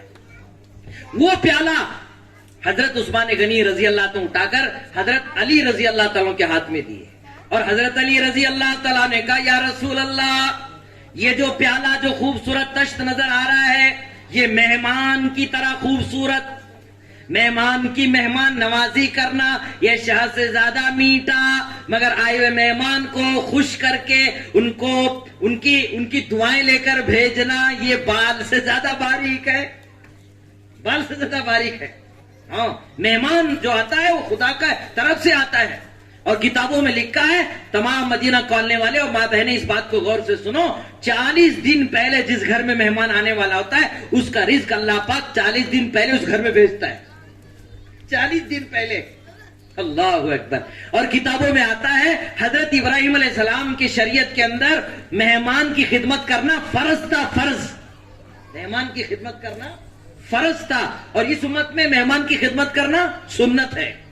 مگر آج کیا ہوتا ہے، مہمان آتے ہی ہماری شکل بدل جاتی ہے، بلکہ ہمارے جو ماں بہنیں جو خدمت گزار گھر میں ہوتی ہیں وہ تو کہتے ہیں کیسے وقت میں مہمان کو لائے صاحب مولانا، کہیں ہوٹل میں کھلا دیتے، کسی ریسٹورنٹ میں لے کر جاتے، ہاں یہ مہمان کو اب لے کر آئے، یہ عورتیں ڈانٹتی ہیں۔ جی میرے بھائیو، یہ ہوتا اس لیے ہے، حقیقت میں ہم نے ماں بہنوں کو مہمان کی خدمت کی قدر ہم نے نہیں بتائی، مہمان کی برکتیں ہم نے نہیں بتائی، اور ہم نے ہمارے ماں بہنوں پر ہم نے ظلم کیا ہے۔ وہ گھر کا کام کاج بھی کرتی ہے، کپڑے بھی دھوتی ہے، بچوں کی خدمت کرتی ہے، ہمارے ناشتے کا کھانے کا انتظام کرتی ہے۔ جب 2-4 مہمان آ جاتے ہیں تو ظاہر بات ہے کہ عورت ذات ہے، وہ کون سا کام کرے، کون سا کام کرے، کیا مہمان کی خدمت کرے؟ مگر لانے والے مہمان جو جناب مہمان لوگ جو لا رہے ہیں، فلاں فلاں فلاں کو لا رہے، دیکھو مہمان آ رہے ہیں، دیکھو مہمان کا مطلب یہ ہے کہ دسترخوان بھرا ہوا رہنا، 2-4 آئٹم کیا ہے فرائی کے رہنا، 2-3 ڈش رہنا، فروٹ سے سجا ہوا رہنا، اچھا شربت بھی بننا، بعد میں چائے بھی پلانا، اور ماشاءاللہ ہمارا دسترخوان بھرا ہوا ہو۔ تکلفات ہوتے ہیں ہمارے دسترخوان پر، جس کی وجہ سے مہمان کی مہمان نوازی کرنا ہمارے لیے مشکل ہو گیا۔ گھر کی عورتیں ڈانٹ رہی ہیں اور ہم مہمان کے آنے پر ناراض ہو رہے ہیں کہ کیسے وقت میں مہمان آئے، ہم کیا کھلائیں۔ یہ تکلفات ہونے کی وجہ سے میرے بھائی، حضور کے زمانے میں جو مہمانی ہوتی تھی وہ سیدھا سادہ، جو گھر میں ہے وہ سالن میں تھوڑا پانی زیادہ کر دو، مہمان بھی کھا لے گا۔ 2 آدمی کا کھانا 3 آدمی کھا سکتے، تھوڑا سا سالن پانی میں زیادہ کر دو، جو ہے گھر میں وہ کھلا دو، جو ہے گھر میں کھلا دو۔ حضرت ابو درداء رضی اللہ تعالیٰ عنہ کی خدمت میں ایک صحابی مہمان بنے، گھر لے کر گئے، جو گھر میں تھا وہ رکھا، سوکھی روٹی تھی، سوکھی روٹی، اس کے علاوہ کچھ نہیں تھا۔ ہمارے گھر میں غریب سے غریب گھر میں میرے بھائیوں اس وقت 2-4 نمونے کا سالن ہوتا ہے، سالن کے ساتھ پھر چٹنی الگ سے، سلاد الگ سے، ٹھنڈے کا انتظام الگ سے، پھر چائے پانی کا انتظام الگ سے۔ یہ ہر غریب سے غریب گھر کے اندر آج اللہ کا کرم ہے کہ اللہ پاک ہمیں کھلا رہا ہے، پلا رہا ہے۔ مگر صحابہ اور صحابیات، میرے بھائیوں، اولیاء اللہ، بزرگان دین نے بڑی سادہ زندگی گزار کر جو اللہ پاک نے نعمتیں دے رکھی اس پر شکر ادا کر کے دنیا سے گزرے ہیں۔ ہاں، گھر میں کچھ نہیں تھا، جو تھا وہ پیش کیا، سوکھی روٹی پیش کی ہے، سوکھی روٹی پیش کی ہے۔ وہ صحابی رسول جو مہمان بنے تھے حضرت ابو درداء رضی اللہ تعالیٰ عنہ کے، انہوں نے کہا کہ اس کے ساتھ، روٹی کے ساتھ اگر نمک ہو جاتا تو کتنا اچھا ہوتا۔ تو صحابی ابو درداء رضی اللہ تعالیٰ عنہ جلدی سے گھر میں گئے، دیکھا نمک نہیں ہے، باہر آیا، باہر آ کر تلاش کی دکان پر نمک لینے کے لیے، دیکھا پیسہ تو کچھ ہے ہی نہیں، کیا کریں؟ دکاندار سے کہا کہ تھوڑا نمک دے دو ادھار۔ نہیں صاحب، ادھار کا مسئلہ نہیں ہے، کیا کریں؟ کوئی چیز رکھ دو رہن میں، تب ہم نمک دیں گے۔ تو ابو درداء رضی اللہ تعالیٰ نے اپنے گھر میں جو لوٹا تھا استعمال کرنے کا وہ رکھا اور نمک لے کر آئے، اور نمک کے ساتھ اس مہمان نے کھانا کھا لیا، یہ بھی کھا لیا۔ اس مہمان نے دعا دی، الحمدللہ، اللہ کا شکر ہے، جو تھا اس پر میں نے اکتفا کر لیا، ما حاضر، جو حاضر تھا اس کو پر میں نے کر لیا۔ تو ابو درداء فوراً بولے، نہیں بھائی، اگر جو تھا اسی اکتفا کر لیتا تو مجھے لوٹا رکھنے کی ضرورت نہ پڑتی۔ تو نے جو نمک کا مطالبہ کیا نا، جس کی وجہ سے میں نے لوٹا رکھا۔ بڑے سیدھے سادے لوگ تھے، بڑے سیدھے سادے لوگ۔ تو میرے بھائیوں بزرگوں، آج مہمان آنے پر جو مسائل پیدا ہو رہے ہیں کہ ہمارے تکلفات کی وجہ سے مہمان ہونا چاہیے۔ میں نے اپنے بچپن میں دیکھا ہے، جمعہ میں جو بھی باہر کا نیا آدمی جمعہ کی نماز کے لیے جامع مسجد آتا تو اپنے دادا کو، اپنے ذمہ داروں کو، اپنے گھر کے بڑوں کو میں نے دیکھا ہے، باہر سے آنے والے لوگوں کو پہچان کر گھر کھانے لے کر جاتے تھے، گھر کھانے آنے۔ اب تو پہلے سے دور سے دیکھ کر ہٹ جاتے کہ بھئی یہ مہمان بات کرے گا تو گھر لے جانا پڑے گا، سلام کرنے کے تو مسئلہ پیدا ہوگا. 1 سے 2 مرتبہ سلام کریں گے تو ہمارے ایک جناب تھے, 1 سے 2 مرتبہ ان کو سلام کرے تو کہتے کہ مولانا قاضی صاحب کوئی دال میں کالا نظر آ رہا ہے. 1 سے 2 مرتبہ سلام کرے تو دال میں کالا نظر آ رہی. اب تو ایسے حالات آ گئے ہیں کہ دال بھی پوری کالی ہو گئی ہے. اللہ معاف فرمائے, ہم مہمان کو دیکھ کر دور بھاگ کر چلے جاتے ہیں. تو حضرت علی رضی اللہ تعالی نے کہا مہمان یہ تش سے زیادہ خوبصورت, مہمان کی مہمان نوازی کرنا شہ سے زیادہ میٹھا, مگر مہمان کو خوش کر کے بھیجنا اور اس کی دعائیں لے کر بھیجنا یہ بال سے زیادہ باریک ہے. وہ پیالہ اٹھا کر اندر دیا گیا, کہاں؟ حضرت فاطمہ الزہرا رضی اللہ تعالی کی خدمت میں. حضرت فاطمہ رضی اللہ تعالیٰ عنہ نے جب وہ تشت اندر آیا کہ پیارے نبی محمد صلی اللہ علیہ وسلم کہا بیٹی تو بھی تو کچھ کہا, تیری رائے پیش کر کہ پیالہ تو بڑا خوبصورت ہے, اس میں شہد ہے اور اس میں بال پڑا ہوا ہے. سب نے تو اپنے اپنی رائے پیش کی ہے, تم پیش کرو. تو حضرت فاطمہ زہرا رضی اللہ تعالیٰ نے کتنی اچھی بات کہی. حضرت فاطمہ زہرا رضی اللہ تعالیٰ نے کہا یا رسول اللہ یہ جو تشت ہے نا یہ دیندار عورت کی طرح ہے, خوبصورت. ہاں, عورت کی جو حیا ہے نا, عورت کی جو حیا, یہ عورت میں جس عورت میں حیا ہے وہ خوبصورت تشت کی طرح ہے, تشت کی طرح. اور دوسری بات فرمایا کہ جس عورت کے اندر حیا ہے اور اس کے چہرے پہ پردہ ہے یہ شہد سے زیادہ میٹھا ہے. اور تیسری بات فرمایا یا رسول اللہ کہ جس کے چہرے پہ پردہ ہے مگر اس پر کسی غیر محرم کی نگاہ نہ پڑی ہو اور اس کی نگاہ کسی غیر محرم پہ نہ پڑی ہو یہ بال سے زیادہ باریک ہے. اس پردے کے ساتھ رہتے ہوئے عمل کرنا, اپنے آپ کو غیر محرم سے بچانا, غیر محرم کی نگاہوں سے اپنے آپ کو بچانا, اپنی نگاہ غیر محرم سے پڑنے سے بچانا, فرمایا یہ بال سے زیادہ باریک ہے, بال سے زیادہ باریک ہے. اللہ اکبر. اسی لیے حضرت عائشہ رضی اللہ حضرت فاطمہ الزہرا رضی اللہ تعالی نے کہا ایک مرتبہ حضور پاک صاحب فرمایا سب سے بہترین عورت کون ہے؟ تو رسول اللہ صلی اللہ علیہ وسلم نے جب کہا اپنے گھر والوں میں جا کر پوچھ کر آؤ تو سب نے الگ الگ باتیں بتائی کہ یہ فلاں فلاں, مگر حضرت فاطمہ الزہرا نے کہا کہ جس کے اندر حیا ہو اور وہ اپنے آپ کو غیر محرم سے بچائے اور اس پر کسی کی نگاہ غیر محرم کی نہ پڑی ہو یہ بہترین عورت فرمایا. اللہ اکبر. لہذا حضرت فاطمہ الزہرا رضی اللہ تعالیٰ عنہ فرماتی ہیں یہ بال سے زیادہ باریک ہے, بال سے زیادہ باریک, اپنے آپ کو پردے کے ساتھ گزارنا. اس لیے حضرت فاطمہ الزہرا رضی اللہ عنہ کی سیرت پاک آپ پڑھیے, آپ کو پتا چلے گا. حضرت فاطمہ رضی اللہ تعالیٰ نے وصیت لکھی تھی مرنے سے پہلے کہ دیکھو میرے مرنے کے بعد میرے جنازے پر کپڑا اور زیادہ ڈالنا اور میرا جنازہ دن میں نہیں نکالنا, رات میں نکالنا, کیونکہ میرے جسمانیت پر کسی غیر محرم کی نگاہ نہ پڑے. اللہ اکبر. اور یہ بھی کتابوں میں آتا ہے قیامت کے دن جنتی جنت میں رہیں گے, فرشتے اعلان کریں گے فاطمہ زہرا کا گزر ہو رہا ہے جنت میں, اے تمام جنتیوں اپنی نگاہ نیچی کرو, پیارے نبی محمد صلی اللہ علیہ وسلم کی پیاری بیٹی خاتون جنت حضرت فاطمہ کا گزر ہو رہا ہے, اپنی نگاہوں کو نیچی کرو, اپنی نگاہوں کو نیچی کرو. اللہ اکبر. جنت کی سردار بنی ہے میرے بھائیو, وصیت کر کے جا رہی ہے حیا اور پاک دامنی کے پردے کی. اللہ اکبر. آئے مہمانوں کو اس سیرت کے موقع پر ایک درد بھرا پیغام میں پورے ضلع میں سناتا ہوں, آپ کو بھی سناتا ہوں. آپ کبھی موقع مل جائے, ہماری ایک چھوٹی سی کتاب ہے جنازے کا نورانی طریقہ, اس کتاب کو ضرور پڑھو اور اس کا علم حاصل کرو کہ جنازے میں کیسے تلقین کرنا چاہیے, مرنے والے کی کیا کیفیت ہوتی ہے, سکرات کے عالم میں اس کی کیفیت کیا ہوتی ہے, اور مرنے کے بعد اعلان کیسا ہونا چاہیے, اور مرنے والے کو غسل کیسے دینا چاہیے, عورتوں کا کفن کیا ہوتا ہے, مردوں کا کفن کیا ہوتا ہے, بچوں کا کفن کیا ہوتا ہے, یہ ساری باتیں سیکھنے کی ضرورت ہے. آج ہمارے ماں بہنوں میں جس کا رواج ختم ہو گیا, بس 1-2 محلے میں ہوتی ہے وہی غسل دلاتی ہے, انہی مسائل سے واقف ہوتی ہے, بلکہ پورا گھر پورا محلہ جنازے کے مسائل سے ناواقف ہوتی ہے. آپ کو پتا ہے مرد کو کتنے کپڑے پہنائے جاتے ہیں کفن میں؟ 3 پہنائے جاتے ہیں. عورتوں کو 5 پہنائے جاتی ہے. صحیح کہہ رہا نا مولوی صاحب؟ عورتوں کو 5 پہنائی جاتی ہے. ان 5 کپڑوں میں ایک کپڑا دوپٹے کا بھی ہے, اسے دوپٹہ کہا جاتا ہے. اللہ اکبر. قربان جاؤ حضرت محمد رسول اللہ صلی اللہ علیہ وسلم کی سنت و شریعت پر. اس پیارے نبی محمد صلی اللہ علیہ وسلم نے اس عورت کو مرنے کے بعد بھی نہیں بھولا. شریعت کے اندر ایسا کام جاری فرمایا کہ اس کے سر پہ دوپٹہ رہے مرنے کے بعد بھی. مرنے کے بعد بھی اس کے لیے پردے کا انتظام فرمایا محمد صلی اللہ علیہ وسلم نے شریعت کے اندر کہ ایک کپڑا ایکسٹرا ڈالو کہ وہ پردہ ہے, دوپٹہ ہے. جس نبی نے, جس شریعت نے جس عورت کو مرنے کے بعد دوپٹہ پہنا گیا ہو, مرنے کے بعد سب تعلقات ختم ہو گئے تو مردہ ہو گئی ہے, اس پر بھی شریعت نے اس بات کا حکم, اس بات کا اہتمام رکھا ہے. اب بتاؤ زندہ ہونے کی حالت میں کتنا پردہ کرنے کی ضرورت ہے, اس دوپٹے کو سجانے کی کتنی ضرورت ہے.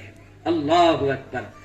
لمبا وقت لگے گا, کبھی موقع مل جائے گا تو انشاءاللہ ہم ماں بہنوں میں اس کا مذاکرہ کریں گے. حضرت خدیجہ الکبریٰ کی زندگی کیسی تھی, اور نہر زبیدہ جو مکہ کے اندر زبیدہ نہر ہارون رشید کی بیوی زبیدہ کی زندگی کیسی تھی, کتنے پاک دامن اور حیادار تھی. حضرت امی عائشہ کی زندگی, ام سلمہ کی زندگی, ام حبیبہ کی زندگی, صفیہ کی زندگی, حفصہ کی زندگی, زینب بنت جہش کی زندگی, ماریہ قبطیہ کی زندگی, ہم سب کی ماں امہات المومنین حضرت عائشہ صدیقہ رضی اللہ عنہ کی زندگی, آپ کی پیاری بیٹیاں حضرت فاطمہ کی زندگی, حضرت ام کلثوم کی زندگی, حضرت رقیہ کی زندگی, حضرت میمونہ کی زندگی. ان زندگیوں کو جاننے کی, سیرت پڑھنے کی ضرورت ہے.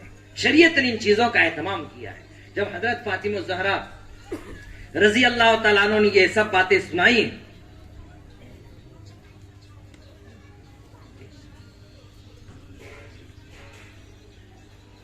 حضرت فاطمہ الزہرا رضی اللہ عنہ جب فارغ ہوئی تو رسول اللہ صلی اللہ علیہ وسلم کے ہاتھ میں وہ تشت آیا. تو حضور پاک صلی اللہ علیہ وسلم نے کہا یہ جو تشت ہے یہ معرفت جو ہے نا, خدا کی معرفت, یہ تشت زیادہ خوبصورت, مگر معرفت کا حاصل کرنے میں لگنا یہ شہد سے زیادہ میٹھا, مگر معرفت حاصل کر کے اس کو موت تک بچا کے رکھنے بال سے زیادہ باریک ہے, بال سے زیادہ باریک ہے.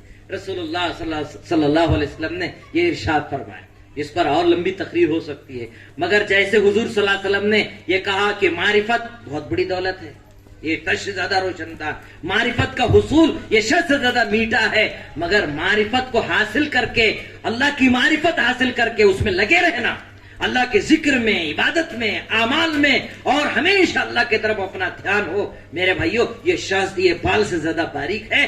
اللہ کے رسول صلی اللہ علیہ وسلم فرمایا جیسے حضور کا بیان ختم ہوا تو جبریل اترے, سدرۃ المنتہا سے سلام پیش کیا. یا رسول اللہ آپ کی خدمت میں سلام ہے, میں بھی کچھ کہنا چاہتا ہوں, اور کہو. تو حضرت جبریل علیہ السلام نے کہا یا رسول اللہ یہ اللہ کا جو راستہ ہے, اللہ کا راستہ, یہ تش زیادہ خوبصورت, اللہ کے راستے میں جان مان لگانا یہ شہد سے زیادہ میٹھا, مگر اللہ کے راستے میں جان مان لگا کر واپس گھر آ کر اس میں لگے رہنا, دائی بن کے رہنا, نمازی بن کے رہنا, عبادت اور اعمال پہ قائم رہنا, یہ بال سے زیادہ باریک ہے. جبریل علیہ السلام کا یہ بیان ختم ہوا. ہاں, اسی لیے ہمارے بزرگوں میں سے مولانا قاسم قریشی صاحب رحمت اللہ علیہ وہ اپنے بیان میں کہتے تھے حاجی بننا بہت بڑی دولت ہے, نمازی بننا بہت بڑی دولت ہے, حافظ بننا بہت بڑی دولت ہے, چلے 4 مہینے لگانا بہت بڑی دولت ہے, مگر موت تک دائی بن رہنا یہ اس سے بڑی محنت ہے. ہاں, موت تک حاجی بن کے رہنا یہ اس سے بڑی دولت ہے, موت تک مسلمان بن کے رہنا اس سے بڑی دولت ہے, موت تک نمازی بن کے رہنا یہ اس سے بڑی محنت ہے. میرے بھائیو جبریل علیہ السلام نے کہا کہ موت تک دین ایمان پہ باقی رہنا یہ اس سے بڑی دولت ہے. جب جبریل علیہ السلام کا بیان ختم ہوا, آخری بات اللہ تعالیٰ نے کہا جبریل تو نے جب بیان کر دیا تو میں کیوں باقی رہوں. اللہ تعالیٰ نے کہا کہ سنو, اللہ تعالیٰ نے کہا یہ جو تشت جو ہے نا پیالہ یہ میرا جنت, یہ جنت ہے, جنت خوبصورت جنت ہے, خوبصورت جنت, اور جنت کی جو نعمتیں ہیں وہ شہد سے زیادہ میٹھی ہے, شہد سے زیادہ میٹھی ہے. مگر فرمایا اللہ تعالیٰ نے آگے میرے جنت میں جانے کے لیے جو پل صراط ہے وہ بال سے زیادہ باریک ہے, بال سے زیادہ باریک ہے. خواہش ارمانوں کی ملنے کی جگہ کیا ہے بتاؤ, وہ جنت ہے.